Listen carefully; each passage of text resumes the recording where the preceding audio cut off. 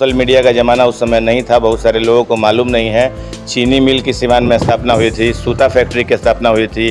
तो आज से 50 साल पहले सोचिए कि हमारे परिवार के लोग कैसे थे, उनका विजन कैसा था कि क्षेत्रीय रोजगार को बढ़ावा देने के लिए उन्होंने उस समय ये सब काम किया था।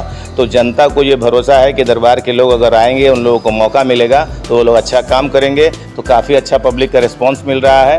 अब देखिए पार्टी क्या, हमारे दादा 4 बार सांसद रहे हैं 19 सालों तक, और उनके द्वारा जो काम किया गया था उस कामों को हम लोग अभी जन जन तक पहुंचा रहे हैं। और तेजस्वी यादव जी के जो विज़न है, उनकी जो योजनाएं हैं, उसको भी हम लोग जन जन तक पहुंचा रहे हैं। जो पुराने लोग हैं वो लोग जानते हैं, हमारे दादा मोहम्मद यूसुफ साहब जब सीवान में सांसद थे तो उस सांसद रहते हुए 1972 में सीवान को जिला बनाने के लिए उन्होंने काफ़ी मेहनत किया, काफ़ी उनका प्रयास हुआ। और उसी प्रयास के तहत आप देखते होंगे कि अभी महाराजगंज को जिला बनाने के लिए काफ़ी नेता लोग काफ़ी समय। विधानसभा चुनाव की चर्चा तेज हो चुकी है और इसी बीच बता दें कि कल सीवान में बिहार के मुख्यमंत्री नीतीश कुमार का आगमन हुआ था।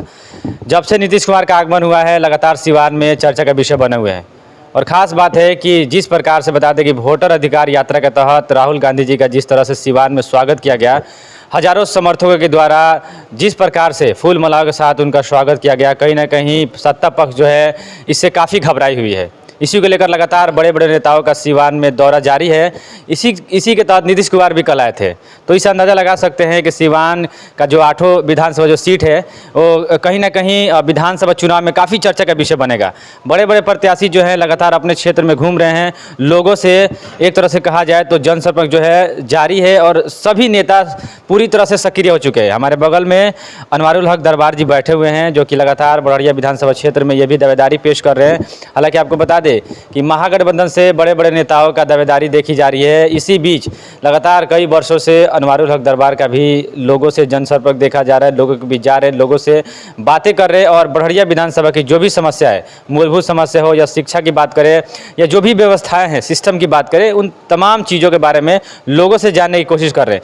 टिकट को लेकर काफ़ी खींचातानी है, लेकिन इसी बीच थोड़ा इनसे मुलाकात हुई है तो हम लोग भी इनसे बात करने की कोशिश कर रहे हैं। आपका हमारे चैनल में आपका भी स्वागत है। आपके चैनल के तमाम श्रोताओं का हार्दिक अभिनंदन और स्वागत करते हैं। चलिए, बड़ौरिया में लगातार जनसंपर्क आप कर रहे हैं, किस तरह का रिस्पांस मिल रहा है सर? देखिए बड़ौरिया में हम लोग घूम रहे हैं, तकरीबन 1.25 साल 1.5 साल से हम घूमते हुए मेरा हो गया, और काफ़ी ज़्यादा मतलब लोगों का समर्थन मिल रहा है। और शुरू में तो हम लोग पार्टी और संगठन को मजबूत करने के लिए घूम रहे थे, काम कर रहे थे। पार्टी के द्वारा मुझे निर्देश मिला था कि आप जाइए बड़ौरिया में घूमिए, काम कीजिए। और अभी जैसे लोगों के द्वारा चर्चा ऐसी चल रही है कि संभावित प्रत्याशी बड़ौरिया विधानसभा, तो पार्टी और सीवान जिला का शीर्ष नेतृत्व, पटना का शीर्ष नेतृत्व, राष्ट्रीय जनता दल अगर हमको टिकट देती है तो हम बड़ौरिया से चुनाव लड़ेंगे, मजबूती से लड़ेंगे। और जिस तरह से जनता का प्यार और जन समर्थन मिल रहा है, उससे हमको ऐसा लगता है कि आने वाले दिनों में हो सकता है कि टिकट अगर हमको मिले, और टिकट मिलेगा तो हम चुनाव लड़ेंगे। और देखिए हम लोगों का जो मुख्य मकसद है कि दरबार परिवार शुरू से एक राजनीतिक परिवार रहा है, और दरबार जो है वो यहाँ से हमारे दादा 4 बार सांसद रहे हैं 19 सालों तक, और उनके द्वारा जो काम किया गया था उस कामों को हम लोग अभी जन जन तक पहुंचा रहे हैं। और तेजस्वी यादव जी के जो विज़न है, उनकी जो योजनाएं हैं, उसको भी हम लोग जन जन तक पहुंचा रहे हैं। जितनी उनकी योजनाएं हैं, अगर राष्ट्रीय जनता दल महागठबंधन की सरकार बनती है तो तमाम योजनाओं को लाने का काम किया जाएगा। और सबसे देखिए, आप देखते होंगे कि बिहार से प्लान रुक नहीं रहा है। तमाम यहाँ के लोग जो हैं वो दूसरे प्रदेशों में जाकर नौकरी कर रहे हैं।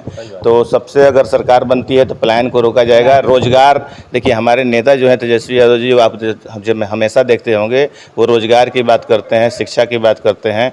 तो जब भी 17 महीने की सरकार जब उनकी बनी थी तो आप देखते होंगे कि कितने लोगों को नौकरी दी, 5 लाख लोगों को नौकरी दी, 3.5 लाख प्रक्रियाधीन थी, और भी बहुत सब योजनाएं थी। और अभी जो हमारी योजनाएं आई हैं, माई बहन मान योजना है, और भी बहुत सब योजनाएं हैं। और जो भी हमारे राष्ट्रीय जनता दल का मैनिफेस्टो है, तो अगर सरकार बनती है, हमारा जनता से हाथ जोड़ के निवेदन है, आग्रह है कि एक बार इस गरीब विरोधी सरकार को उखाड़ फेंकिए और बिहार में एक बार इस युवा नेता तेजस्वी प्रसाद यादव जी को मौका दीजिए, राष्ट्रीय जनता दल महागठबंधन की सरकार बनाइए। युवाओं के चहेते बने हुए तेजस्वी यादव और राहुल गांधी के सीवान आने के बाद यहाँ का जो लहर देखा जा रहा है बिहार में इस प्रकार है, ये बहुत ही मतलब जबरदस्त है। कई ऐसे बीजेपी के नेताओं ने एक मुद्दा भी बनाया कि मोदी जी के माँ को किसी ने गाली दिया, उनके कहने के अनुसार। तो उनके रैली में कल एक हमने न्यूज़ देखा, उनकी एक महिला बोल रही है कि पूछा जा रहा है कि उसको वोट दीजिएगा, और ये कि तेजस्वी यादव को झंडा भाजपा का है। नीतीश कुमार की देखिए आप क्या कहना चाहता है ये? देखिए अभी जो वोटर अधिकार यात्रा हमारे नेताओं का निकला था, विपक्ष के तमाम नेता उसमें आए थे, वो जनता के अधिकार की लड़ाई के लिए वो लोग सड़कों पर उतरे थे। जनता इस बात को जान रही है। और देखिए 20 साल से बिहार में एनडीए की सरकार है, 11 साल से देश में है।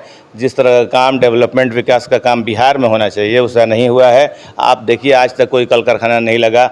मोदी जी आपको मालूम होगा कि मोतिहारी में पिछली बार एक बार आए थे 2019 में, तो उन्होंने बोला था कि यहाँ का चीनी मिल हम चालू कराएंगे और अगली बार आएंगे तो यहीं की चाय पिएंगे। तो इस तरह के तमाम उन लोगों के वादे जो हैं वो जुमले साबित होते हैं, वो लोग काम करते नहीं हैं। तो बिहार में इस बार परिवर्तन की लहर दौड़ रही है और सारे लोग, जनता त्रस्त है इस गरीब विरोधी सरकार से। इस बार सरकार बनाएंगे और इसी वजह से देखिए जनता में जो लहर है, परिवर्तन की लहर, इसी वजह से आप जहाँ जहाँ देख रहे हैं जनता एग्रेसिव होकर, उत्तेजित होकर अपनी बातों को रख रही है। भाजपा की लहर जिस प्रकार से उनका कहना है, तो मोदी जी की जो माँ को गाली दी है, खैर हम लोग भी इसके खिलाफ है, कोई भी दे, किसी की माँ माँ होती है।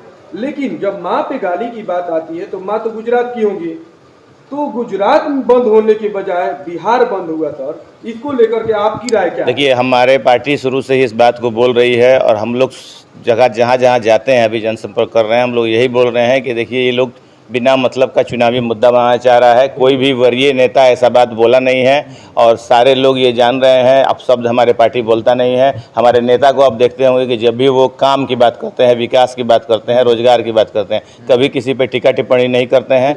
उसके बावजूद भी चूंकि उन लोगों के पास कोई मतलब योजना, कोई स्कीम नहीं है, कोई विज़न नहीं है बिहार में, तो वो लोग चाह रहे हैं कि तरह तरह से हथकंडे अपनाकर बिहार का चुनाव जीतने के लिए लोग कर रहे हैं। और देखिए बिहार बंद वो लोग कराए, जबकि होना ये चाहिए था कि गुजरात बंद होता।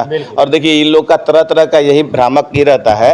हम लोगों ने आप लोगों ने देखा होगा कि दिल्ली का जो चुनाव बीता था, अभी चुनाव जो दिल्ली का बीता है, भारतीय जनता पार्टी ने अपने मैनिफेस्टो में 500 रुपये में गैस सिलेंडर देने का वादा किया था और 500 रुपये में गैस सिलेंडर के नाम पे या जिस भी वजह से सरकार उनकी बन गई। और हमारा ये कहना है और जनता से भी हमारा कहना है कि आप लोग इस पर सोचिए, विचार कीजिए कि जब नरेंद्र मोदी जी की सरकार, भारतीय जनता पार्टी की सरकार, एनडीए की सरकार पूरे देश में है, अगर वो दिल्ली में 500 रुपये में गैस सिलेंडर दे सकते हैं तो पूरे देश में गैस सिलेंडर 500 रुपये में क्यों नहीं दिया जाएगा? क्या बिहार के लोग, यूपी के लोग, बंगाल के लोग उनको वोट नहीं दिए हैं? उनको तो वोट दिए हैं। तो ये सरकार जो है, ये मतलब सरकार बनाने के लिए किसी भी स्टेट में कुछ भी तरह तरह के हथकंडे अपनाएगी, तरह तरह की बातें कहेगी, लुभावने वादे करेगी। इनके तमाम वादे वही 15 लाख रुपए की तरह जुमले साबित होंगे। तो जनता से हम ये कह रहे हैं कि आप इस पर गलावे में ना आए, जात पात धर्म से ऊपर उठकर एकमुश्त होकर राष्ट्रीय जनता दल महागठबंधन को वोट करें। इन दिनों मैं तो ज़्यादा दिन से नहीं कर सकता हूँ, लेकिन इन दिनों देखने में काफ़ी दिखाई दे रहा है। बढ़िया से या ऑफ रिकॉर्ड हम लोग बातें भी करते हैं तो किसी के मुँह से ये चर्चाएँ होती है कि अनवारुल हक को ही टिकट मिलेगा। कुछ लोग का ये कहना है, कुछ लोग का कहना है कि अगर अनवारुल हक को टिकट मिलता है तो वो एक परिवार पहले से ही राजनीतिक इसमें रहा है और आपके यहाँ से कई बार सांसद भी रहे हैं लोग, तो उनका कहना है कि अगर आपको टिकट मिलता है तो बिल्कुल आपकी जीत तय है, बाकी किसी को मिलता है तो मतलब नाराजगी तक जाहिर हो रही है। इसको किस नज़रिया से देखते हैं? कितना टिकट को लेकर आप आश्वस्त हैं? देखिए सिवान जिला के जितने लोग हैं तकरीबन सारे लोग दरबार को जानते हैं, दरबार के बारे में वो जानते हैं और जो भी पुराने लोग हैं वो लोग जानते हैं। हमारे दादा मोहम्मद यूसुफ साहब जब सिवान में सांसद थे तो उस सांसद रहते हुए 1972 में सिवान को ज़िला बनाने के लिए उन्होंने काफ़ी मेहनत किया, काफ़ी उनका प्रयास हुआ और उसी प्रयास के तहत आप देखते होंगे कि अभी महाराजगंज को ज़िला बनाने के लिए काफ़ी नेता लोग काफ़ी समय से लगे हैं, बन नहीं पा रहा है। लेकिन उन्होंने अपने अथक प्रयास से, काफ़ी मेहनत से सिवान को ज़िला बनाने का उस समय काम किया। केंद्र में भी कांग्रेस की सरकार थी और बिहार में भी कांग्रेस की सरकार थी और ये कांग्रेस से सांसद थे, तो सांसद रहते हुए इन्होंने सिवान को ज़िला बनाने का काम किया। सोशल मीडिया का ज़माना उस समय नहीं था, बहुत सारे लोगों को मालूम नहीं है। चीनी मिल की सिवान में स्थापना हुई थी, सूता फैक्ट्री की स्थापना हुई थी। तो आज से 50 साल पहले सोचिए कि हमारे परिवार के लोग कैसे थे, उनका विजन कैसा था कि क्षेत्रीय रोजगार को बढ़ावा देने के लिए उन्होंने उस समय ये सब काम किया था। तो जनता को ये भरोसा है कि दरबार के लोग अगर आएंगे, उन लोगों को मौका मिलेगा तो वो लोग अच्छा काम करेंगे। तो काफ़ी अच्छा पब्लिक का रिस्पॉन्स मिल रहा है। अब देखिए पार्टी क्या डिसीजन लेती है। हम राष्ट्रीय जनता दल के एक समर्पित कार्यकर्ता हैं, पार्टी जो भी फैसला लेगी हम उसके साथ रहेंगे। पार्टी अगर हमको टिकट देगी तो हम चुनाव लड़ेंगे, जिसको भी टिकट देगी हम उसके साथ रहेंगे, पार्टी के साथ रहेंगे। एक लास्ट सवाल है सर, जिस प्रकार से कहीं ना कहीं आपके जो पूर्वज है सिवान को सींचा है, कहीं ना कहीं 19 साल तक यहाँ के सांसद रहे हैं मोहम्मद यूसुफ साहब, किसी परिचय के मोहताज नहीं है, सभी लोग उनको जानते हैं, हम लोग भी बहुत सुने उनके बारे में। और जिस तरह से उन्होंने चीनी मिल, सूता फैक्ट्री, यानी कहीं ना कहीं एक तरह से सिवान में रोजगार के देने के लिए उन्होंने अथक प्रयास से फैक्ट्रियाँ लगाई, लेकिन वही फैक्ट्रियाँ अभी देखा जा रहा है तो बंद पड़ी हुई है। तो अनवारुल हक दरबार को अगर टिकट मिलता है और चुनाव जीत जाते हैं तो रोजगार को लेकर आप क्या करेंगे? क्या इस तरह की फैक्ट्री आपको देखने को मिलेगा? देखिए, हमारा यही लोगों से अपील है कि एक बार राष्ट्रीय जनता दल महागठबंधन की सरकार बनाइए। हमारे युवा नेता तेजस्वी प्रसाद यादव जी हैं, उनके पास काम करने की क्षमता है, उनका विज़न है। तो सरकार अगर राष्ट्रीय जनता दल महागठबंधन की बनेगी, क्योंकि एक विधायक या एक जनप्रतिनिधि फैक्ट्री वगैरह ये सब नहीं लगा सकता है, तो अगर सरकार बन जाएगी बिहार में राष्ट्रीय जनता दल महागठबंधन की, तो हम लोगों का पूरा प्रयास रहेगा कि सिवान जिले में भी फैक्ट्री लगे, अब बिहार में भी फैक्ट्रियाँ लगें और काफ़ी विकास के काम होंगे। देखिए, युवा नेता को मौका देना चाहिए। आप देखते होंगे कि यहाँ मुख्यमंत्री जो हैं अचेतावस्था में हैं, उनसे काम हो नहीं रहा है। अभी देखिए, सिवान में जो उनका प्रोग्राम था 4 या 5 बार वो प्रोग्राम कैंसिल हुआ, जिस भी वजह से हुआ, स्वास्थ्य कारणों से हुआ या जिस भी वजह से।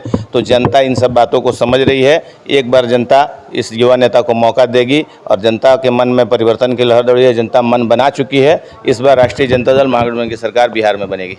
चलिए, लोगों से क्या लोगों से यही अपील करेंगे कि आप सब लोग जात पात धर्म भेदभाव के आधार पर बंटने की कोशिश मत कीजिए। लोग बरगलाएंगे, भटकाएंगे, धर्म के आधार पर बांटने की कोशिश करेंगे। किसी के बरगलावे में नहीं आना है और मजबूती के साथ राष्ट्रीय जनता दल महागठबंधन की सरकार बनाइए और हमारे युवा नेता तेजस्वी प्रसाद यादव जी को बिहार का मुख्यमंत्री बनाइए। ओके, धन्यवाद।